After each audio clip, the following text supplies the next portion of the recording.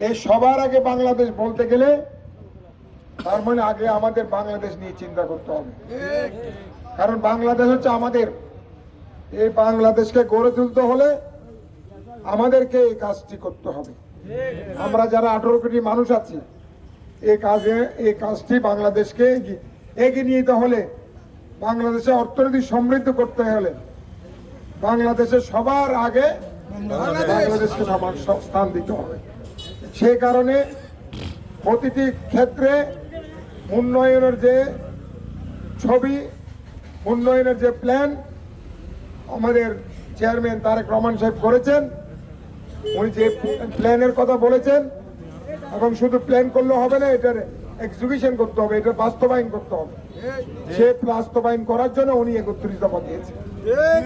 31 দফার মধ্যে সকল শ্রেণীর মানুষের উন্নয়নের একটি চিত্র পাওয়া যায়। বিশেষ করে মহিলাদের, ছাত্রদের, যুবকদের, কৃষকের, শ্রমিকের, সকল স্তরের মানুষের জন্য একটি রূপরেখা রয়েছে, উন্নয়নের রূপরেখা, সামাজিক উন্নয়ন, অর্থনৈতিক উন্নয়নের রূপরেখা রয়েছে। আজকে বন্ধুগণ, যেহেতু আজকে সর্বার্থনীতি আমার একটু আসতে দেরি হয়েছে, আমি সেই জন্য ক্ষমা প্রার্থী। আপনারা এখানে 11টা থেকে আপনারা উপস্থিত হয়েছে।